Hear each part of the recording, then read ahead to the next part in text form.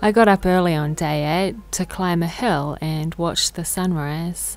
I could have done with a few more hours sleep, but I didn't want to miss seeing the sunrise over Mount Taranaki. This is my camera work, by the way, because the official camera person refused to get up. As you can see, he missed a spectacular sunrise. After breakfast, we talked to the couple who run the Opunake Beach holiday park. I asked them if they were originally from this area. No, we're from Auckland originally. Sick and tired of sitting in the queue of traffic going to work, so we thought of something that would be, we could actually both work together in an industry that was dealing with the public, and we came across holiday parks, and it's been very rewarding. I asked Craig what he liked most about his job. I think it's actually just the family environment. Just you see children that have grown up from year to year. It's quite good to see them come back the next year and how they got a bit older and that sort of thing. But just the whole family environment, you see the families together and having a good time. You know, it's just good, wholesome fun, I think. Craig and Jenny said they'd been in the industry for 10 years. They've run parks in Kirikiri and Taumarunui, and have run this park for the last 3 years. I asked Jenny what she liked about this area. It's just beautiful. I say have a look. We've got mountains, we've got beaches, we've got bush, we've got everything here. So it's a whole. Everybody can do something that they all enjoy. So she said their quietest months are June and July. There aren't many tourists around in winter, but the park doesn't close. No, we don't close. We're always open. Because there's always someone around, you know, even we might have one campervan in the park, it's still someone needs somewhere to stay, so we are here and open all year round. They told us about the Opunake Beach Carnival that was on that day. It wasn't starting until later on in the morning, so we thought we'd go and do some sightseeing and come back for the carnival.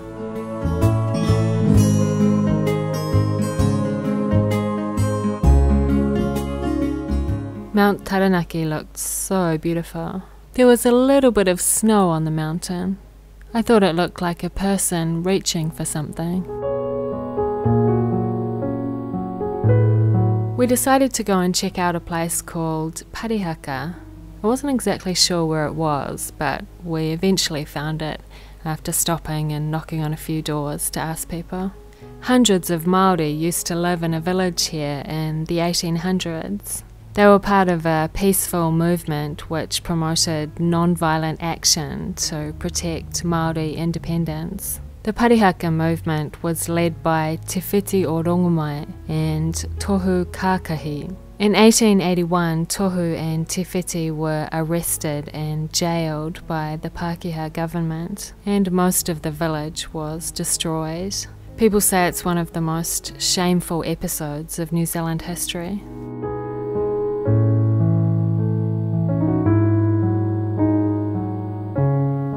There's still a marae here today, and I stayed here for a few days 27 years ago when my family came for a gathering to celebrate the autumn equinox. This is me in 1984 when I was 5. I vaguely remember the pōwhiri and lots of singing.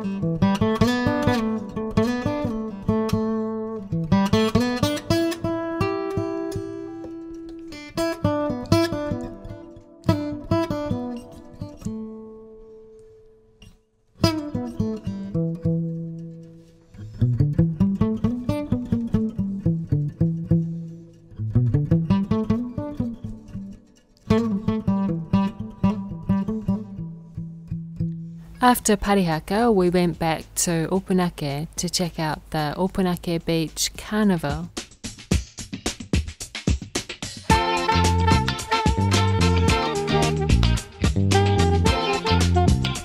The place was packed. and people seem to be enjoying watching the beauty contests. Hi there, what's your name? Cheetah. Hi there. Oh! Now we've got some big support. And hi there, what's your name? Dylan. Hi Dylan. Anyone you want to say hello to? Hi Sean, hi Mum. That's from Dylan. Man, these guys are serious. These guys are looking for the title. They're going hard out. Oh, Kazan, you're going nuts. Tyson, mean. Wicked. Now let's go for the lat spread. There we go. Flex those arms. Show those lat muscles. All right, number 6, g'day, what's your name? Medicine. Edison, and where you from, Edison? Inglewood. Inglewood, and what brings you here today? Oh, you got some Inglewood supporters. And this one. Geez, you got some noisy friends. And first place, Miss Junior Opunake, 10 to 12 years, number 26.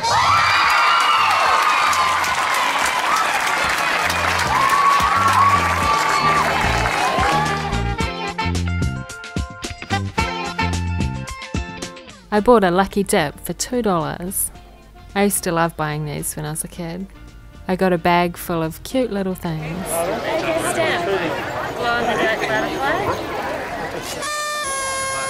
I also did the coconut shy. You pay $3 for 4 throws, and if you knock a coconut off, you get to keep it. Unfortunately, I didn't knock any coconuts off. I was very disappointed. The camera person was disappointed with my throwing style. Apparently you're supposed to move your wrist as well as your arm. Who knew?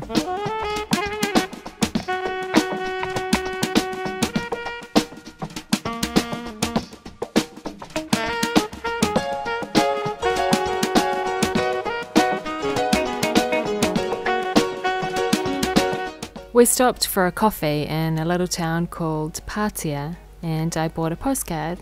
We also checked out the waka, which is in the video of the famous New Zealand song Patea.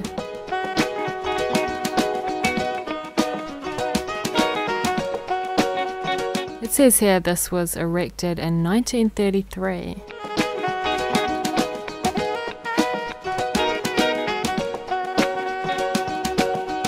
I posted today's postcard in a town called Waverley.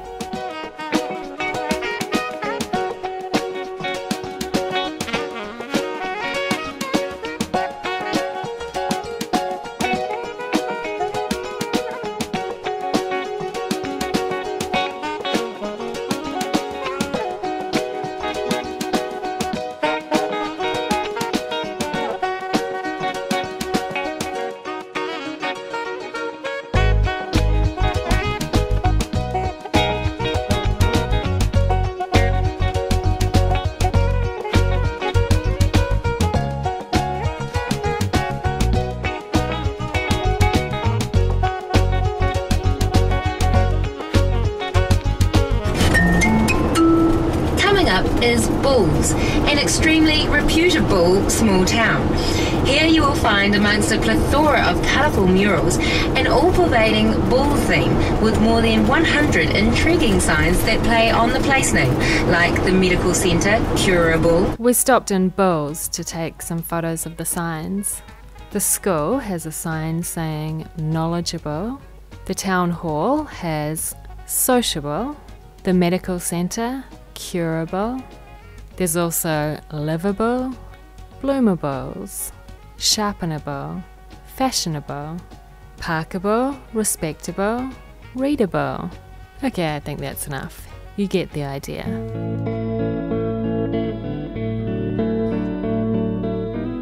That night we stayed with some friends in a city called Palmerston North and had a delicious Japanese meal.